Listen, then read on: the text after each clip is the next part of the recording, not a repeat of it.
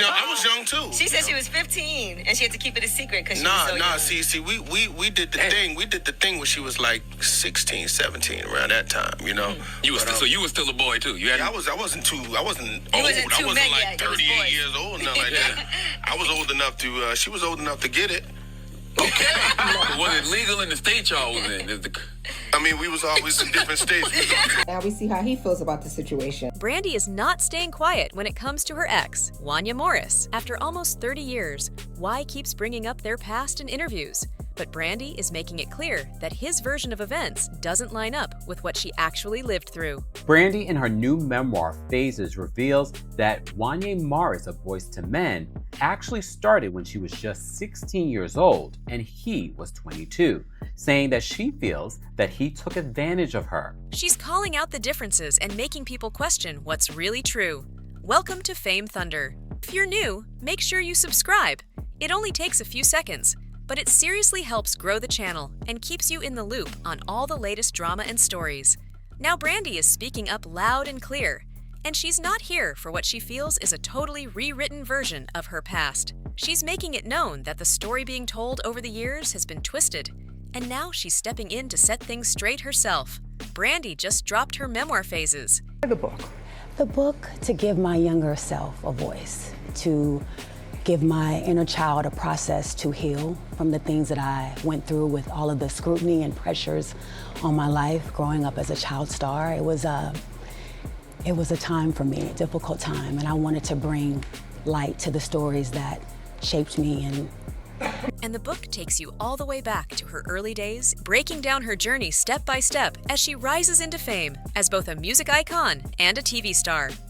From her time on Moesha to that unforgettable role in Cinderella, she really opens up about the highs that shaped her career and put her on the map. Now I picked it up thinking she might finally speak on that note Whitney wrote to her, because people have been waiting on that for years. It mattered so much to me because I got a chance to tell her everything I hadn't told her, just how much she inspired me, how much I loved her, her impact in my life. And yeah, it was an emotional conversation. I didn't know it was going to be my last time speaking to her, but it was like 48 hours before her death. But that's not even what has everyone talking right now. What's blowing up all over the blogs is how Brandy is finally opening up about her relationship with Y Morris. And this time, she's telling the story from her side for the very first time.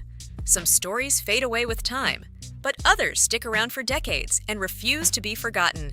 And for Brandy, this is clearly one of those situations, because nearly 30 years later, she's finally opening up about her past relationship with Boyz II Men star Wanya Morris. And just know, what she's saying now sounds very different from what people thought they knew. Wanya's dating 16-year-old high school girl. Yeah. You'd be like, nah, this ain't it. But by the way, no one thought of Boyz II Men as being old then either. They were basically kids when their first record came out. This is a few years later. This is 3 years later. They had been literally teenagers when Motown Philly came out.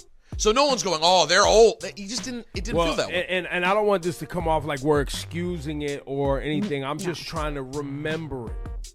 If you grew up in the 90s, then you already know Brandy was that girl. Hit records, major acting roles, and a career that was moving fast and putting her everywhere at once. Around that same time, she crossed paths with Wanya Morris, and what started off as a professional connection didn't stay that way for long. It quickly turned into something much more personal. Brandy and I were really, really close. Once she turned of age, we had been hanging around each other so much that there became to be some sort of connection, an intimate connection.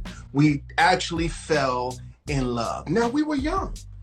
That's what happens. You're young and you fall in love. Now, when you're young, you make decisions based on your youth. And we became intimate in a relationship. But according to Brandy's memoir, this was far from a simple young love story.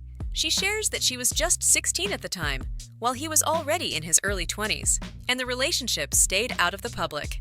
Oh, they were saying she was really young when y'all dated. Yeah, she was. She said she was 15 and she had to keep it a secret. See, we did the thing. We did the thing when she was like 16, 17, around that time, you know. So you were still a boy too. I wasn't old. I wasn't like 38 years old, nothing like that. I was old enough to. She was old enough to get it. Behind the scenes, she describes being pulled into something that, looking back now, feels very different from how she saw it back then. The fact that they're trying to sweep this under the rug like it wasn't wrong is what's really crazy with society, right? Like, oh, she was 16, 17, and you were over the age of 18, bro. You know, 22 years old and 16, bro, that's definitely an issue. That's definitely a problem. But the fact that you don't even see nothing wrong with it is what's really wrong with society. You know what I'm saying? And nobody really called him out on it either. I think that's part of the problem as well. But, you know, Brandy confirmed. In the book, Brandy opens up about sneaking around, keeping secrets from her parents, and trying to juggle a hidden relationship while still being a teenager, dealing with fame and pressure. I know you don't believe that because I don't think that's true. You don't believe what? That what she just said. I know It is you don't believe that. absolutely true. Why would you say it's not true? Why would she say absolutely it? true. She was my little sister like back then too, and she was absolutely in love with him. Absolutely true. Not probably, not maybe, not absolutely true. Brandy wrote it in her own memoir. The brat who was there personally is vouching for her. And Gary still needed to ask if it was true. And that is exactly why women still don't speak up. She admits that at the time, she believed it was real love. But now, with more perspective, she says there were signs and moments she didn't fully understand back then, and that realization hits completely different now. Moments that left her feeling unsure, confused, and even a little overlooked. But at the time, she pushed all of that to the side. In the chapter titled Brokenhearted, Brandy takes it all the way back to the very beginning, breaking down exactly how her connection with Wanya Morris first started. Back then, Brandy was only 15 years old, and just like so many people at that time, she was a huge fan of Boyz II Men, and not just casually. Wanya was actually her favorite member. So imagine this. One morning, her mom wakes her up with shocking news. Wanya is on the phone calling their house. That alone sounds unreal. Now picture being 15, and your celebrity crush is literally on the other end of the line, talking directly to you. Meanwhile, he's 21 years old, and her mom is standing right there by the door, smiling and just as excited as Brandy is in that moment. The whole situation felt surreal. During the call, Wanya congratulated her on the success of her song I Wanna Be Down, even joking that her track had knocked Boyz II Men's I'll Make Love to You off the R&B charts. That alone had her shocked. But then he said something that completely swept her off her feet. He told her, I want to meet you. She could barely process what she was hearing. And just like that, plans were made for them to meet up at a family member's house where people were getting together for a kickback. When the day finally came, Wanya didn't just talk, he actually showed up. And on top of that, Brandy had her own circle there too, making the whole moment feel even bigger and more real than she ever expected. Even her boyfriend at the time, Anthony, was there, along with Ray J and others from her circle. From that moment forward, the calls didn't stop. Wanya kept checking in on her, giving her advice about the industry, and helping guide her through a world she was still trying to figure out. Over time, their connection grew stronger, and they became much closer. Now fast forward about 5 months, Brandy's debut album drops, and everything in her life starts changing fast. Her career is taking off, but her personal life? Not so much. Her boyfriend Anthony starts acting distant, and eventually, he ends up being unfaithful, causing their relationship to fall apart. Brandy shares that she was trying to do things the right way and was committed to him, but that situation left her deeply hurt and disappointed. Then comes her sweet 16, and this wasn't just any birthday. It was a full-on celebration at the Hard Rock Cafe. Family, friends, celebrities, everybody showed up, and the energy was exactly what you'd expect from a rising star at that moment. But right at midnight, things took a sudden turn. Her parents and Ray J pulled her aside to a more private area, and out of nowhere, she hears a voice she instantly recognizes. Tonight is a special evening. Tonight is Brandy's birthday. She turns around, and it's Wanya. But not just him. The entire Boyz II Men group is standing there. They start singing to her, celebrating her, and Wanya goes all out, publicly praising her and calling her one of the best singers of the 90s. Brandy describes that moment as feeling like something bigger than just a surprise. It felt like validation, like everything she had been working for was finally being recognized in the most powerful way. And from that point on, things started getting deeper between them. Later that same night, he called her again. But this time, it wasn't just to talk. He asked her to join Boyz II Men on their spring tour. Of course, she said yes without hesitation. But even before the tour kicked off, they were already talking all the time. In her words, he felt like the only person who truly understood what she was going through in the industry, and that connection meant everything to her. Then the first night of the tour finally arrives, and Brandy is feeling all the nerves. She's anxious, overwhelmed, and trying to hold it together backstage. And right when she needs it most, Wanya shows up with flowers in his hand, calming her down and encouraging her. He reassures her that she's going to do amazing, and even tells her he listened to her entire album on the plane and loved every single part of it. Just like that, the nerves start to fade away. Then he hits her with something she never saw coming. He tells her, "You know your song Broken Hearted? I think it would sound good with me on it. We should do something together. Let's do a duet. Let's remix it." Brandy could hardly believe what she was hearing, but she was all in. Next thing you know, it's time for her to hit the stage. She steps out, starts singing, and in the middle of it all, she glances over and sees Wanya watching her from the corner. He gives her a thumbs up, letting her know she's doing great, and that small moment boosts her confidence even more. As the tour continues, when they reach the Philadelphia stop, things take another big turn. Brandy ends up going to Boys II Men's studio, and that's where they officially re-record Broken Hearted together, turning that idea into something real. He tells her straight up, "This is a smash. Thank you for believing in me." And that moment right there just takes everything to another level. But this is also where people really start to question the whole situation, because while all of this is happening, Brandy is still very young. She's only 16, trying to balance fame, relationships, and situations that are way more complex than what most teenagers deal with.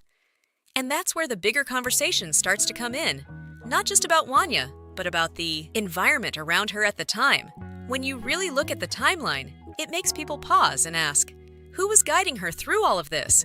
Who was making sure she had clear boundaries and real protection in an industry that moves fast and doesn't wait for anyone? Now, to be fair, Brandy does speak about her family with love and appreciation. But looking back on these moments from today's perspective, it still raises questions about how much oversight was actually there during such a critical time in her life. And this isn't about pointing fingers. It's about understanding just how layered and complicated this situation really was. Some people try to put all the blame on one person, while others look at the bigger picture and ask how everything around her was handled. Either way, it shows just how intense and fast-moving that period of her life really was, especially for someone so young trying to navigate it all. Now, after they re-recorded Broken Hearted, Brandy describes her time with Wanya as feeling almost unreal. From the way he looked at her to how he held her during long stretches on the tour bus, everything felt powerful and emotional. She admits she would drift off into daydreams, replaying his laugh in her mind and wondering what it would feel like to be even closer to him. She says her journal started filling up fast with thoughts she didn't fully understand at the time. Feelings were building, getting more intense, and she was trying to make sense of it all as it was happening in real time. By the time they filmed the Broken Hearted video, that unspoken tension between them had grown even stronger. It was like they were trying to keep their distance, but something kept pulling them right back together. The attraction, she explains, wasn't loud or obvious, but it was always there.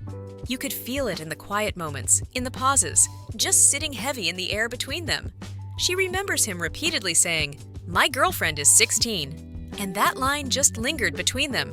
It wasn't clear if he was trying to set a boundary or convince himself of something, but either way, it stuck with her. At 16, Brandy says she believed she was in love, or at least what she understood love to be at that age. Looking back now, she feels those emotions may have been shaped more by his influence than her own. She shares that she felt her admiration was used in a way that turned her friendship into dependence, and her respect into something deeper that she wasn't fully ready to handle. It felt like being caught in something she couldn't fully control. Now, reflecting on that chapter of her life, she speaks with both awareness and emotion. She admits that deep down, she had a feeling that the situation wasn't right, but at the same time, it felt real to her, like something others just wouldn't understand. Because he was older and more experienced, she says she often followed his lead, trusting him while she was still trying to figure things out for herself. She even shares that their relationship eventually became more intimate, which made the bond feel stronger in the moment, even though she had originally wanted to wait until marriage. But when that moment finally happened, it didn't feel how she imagined at all. Instead of being something meaningful and emotional, she describes it as underwhelming, nothing like what she had built up in her mind. She admits she had certain expectations, especially knowing he was known for singing songs like "I'll Make Love to You." She thought the experience would match the emotion and passion from the music, but she says it was nothing like that at all. Instead, she was left feeling like she wasn't truly special in that moment, more like something to pursue or achieve rather than genuinely connect with. She shares that it felt like he was trying to conquer her, and that realization hit hard. It left her feeling like she was getting in way over her head, caught up in something she didn't fully understand. Eventually, her parents started noticing changes, and one day they confronted her in the living room, asking her directly what was going on. When it came to Wanya, she says she brushed it off, telling them, "It's nothing, just a friendship, just music." But clearly, it was much deeper than that. As time passed, Brandy grew from 16 to 17 to 18, and everything kept evolving. Then one afternoon, her mother approached her in a serious tone and asked a question that really stuck. "Are you willing to sacrifice your dreams for Wanya?" That moment forced everything into the open. Brandy responded honestly, telling her, "Mama, I love him," finally admitting what she had been holding in. But her mother didn't agree and told her straight up, "You're not in love. You don't even know what love is yet. You'll see." And, according to Brandy, that realization was coming sooner than she expected. Reflecting on that time, she shares a powerful line from her memoir, saying she didn't even have the words back then to explain what she was going through. She describes it as feeling stuck between the young woman she was becoming and the image she was building, trying to balance emotional connection with her growing career, and refusing to believe she had to choose between the two. "I simply wanted to experience my feelings without apology or justification. Whatever existed between us, it felt real. I truly believed it was love." That's how Brandy describes where her head and heart were at during that time. She even shares a moment where she's just chilling at Wanya's apartment, eating Thai takeout, keeping things low-key. Then Faith Evans' "Soon As I Get Home" starts playing, and he suddenly asks her, "Do you hear that?" She's like, "Yeah, I love this song, just vibing to it." But then he stops the track right before the bridge and says something that completely shifts the mood. "Why don't you sing like that?" That comment hit deeper than he probably realized. Brandy admits it struck a nerve because she was already dealing with insecurities about her voice. And instead of feeling supported, moments like that made her start questioning herself even more. She explains that they used to listen to music together all the time, but this kind of criticism hadn't happened before. And after that moment, it didn't just go away, it became a pattern. According to her, the comments started coming more often, more direct, and each time they chipped away at her. Confidence! Looking back now, she believes those remarks may not have been random at all. She feels it may have created a situation where she started seeking validation from him, giving him more influence in the relationship, while her self-esteem slowly took a hit. Then comes a moment she says she'll never forget. She's driving down the street in her own car, and she spots him in his car nearby. But he's not alone. There's a woman in the passenger seat, his assistant. And at the red light, she sees him playing in her hair, running his hands through it like they're completely caught up in their own world. They had no idea Brandy was right there watching. Then the light turns green, and everything shifts in that instant. She speeds off, angry and overwhelmed, trying to process what she just saw. Later that day, she confronts him directly and asks, "Are you with her?" And his response, "No, but I've been dealing with a couple other people." That answer hits hard. She's left thinking, how is this happening? This is someone who pursued her, who had been in her life since she was 16, and now she's finding out about multiple other women. That realization cuts deep, especially considering she had already dealt with betrayal at 16, 17, and now 18. It's a pattern that clearly took a toll on her emotionally. Now, one thing a lot of people, including me, were expecting her to go deeper into was the situation involving Adina Howard. Because while Brandy does speak openly about her relationship with Wanya Morris, she doesn't fully unpack what many have talked about for years, a possible overlap that had people raising eyebrows. And if you remember Adina, yes, that Adina, known for hits like T-shirt and panties and Freak Like Me. She and Brandy were actually on the same label at one point. That's where things get even more complicated, because during the time Brandy was involved with Wanya, Adina was reportedly seeing him too. And that overlap? It's something people have been talking about for a long time. So now you've got two artists on the same label, both connected to the same R&B star, and things start getting messy real fast.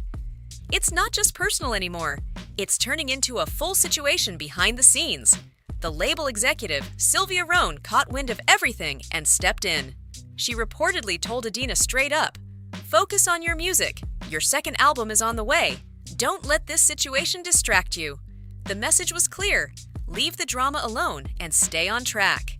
But Adina had other plans. She went on the radio with Wendy Williams, and she did not hold back at all. She showed up composed, confident, and ready. But make no mistake, she came to speak her truth and put everything out there. During that interview, Adina openly talked about her connection with Wanya Morris and strongly hinted that there was overlap. She made it seem like while Brandy was involved with him, she was too. And that revelation instantly got people talking. And she didn't stop there. She also had strong words not just for Brandy, but for Sylvia Rhone as well. Now that kind of move? Going at a label executive publicly like that is risky, and people knew this interview was going to make waves. Not long after, things took a turn. Adina's second album ended up getting shelved, and she was eventually dropped from the label. From there, it became harder for her to reach the same level of success she had with her debut. There were also talks that Brandy's mother was upset about Adina speaking publicly and putting personal details out there. And from that point on, Adina's career just didn't seem to recover in the same way, with many saying she was effectively pushed out of the spotlight after all the fallout. Brandy makes it clear, what she experienced with Wanya was not love, and she's tired of hearing him go online and speak on their past like it was something else. And now she's putting everything into her own words. She doesn't hold back either. She says, "The shame I have carried over this relationship ends here, buried in these pages like ashes scattered to the wind." That line alone shows just how deeply this situation stayed with her over the years. She goes even further, calling out what she feels is his attempt to reshape the narrative. She expresses frustration at how he continues to present himself as the misunderstood romantic figure, instead of acknowledging the reality of the situation as she experienced it. To her, that refusal to take accountability and recognize the influence he had at the time feels like a continuation of the harm she went through. Brandy points out that over the years, she's watched him speak about their relationship in interviews and on social media, and each time, the story seems to shift. She describes it as details changing depending on the audience, the moment, and then she sets the record straight in a powerful way. She says she was not a fast girl with a crush, not a dramatic teenager who couldn't handle rejection, and not an unstable, obsessive fan. She's reclaiming her story and making it clear that what she went through was real, and she's no longer allowing anyone else to define it for her. "I was a child, he was an adult, and it's time the world understood the difference." That statement right there hits hard and really sums up how serious Brandy is about reclaiming her story and putting things into proper perspective. Now, this whole situation also has people asking bigger questions about what was going on around her at the time. She was navigating fame, relationships, and very grown situations at a young age, and it naturally makes people wonder who was stepping in to guide and protect her through it all. But now, I want to hear from you. What do you think about everything coming out from Brandy's book phases and the details she's finally sharing? And honestly, this whole story leaves people divided in a big way. On one side, you have those who feel like Brandy is finally speaking her truth after holding it in for years, shedding light on something that never sat right with her. On the other side, there are people questioning the timing and asking why it's all coming out now after so long. But one thing is clear, this isn't just about old memories anymore. This is about perspective, accountability, and how situations from the past can look completely different with time and maturity. The way Brandy is breaking it down now adds layers that a lot of people didn't fully see before. And whether people agree or not, this conversation is definitely not going away anytime soon. Have you read the book yet? Or are you planning to grab a copy? I really want to know where you stand on all of this. As always, thanks for watching. But before you head out, make sure you subscribe to the channel, hit that like button, and turn on notifications so you don't miss any new uploads or updates. Because you already know, it's always something unfolding.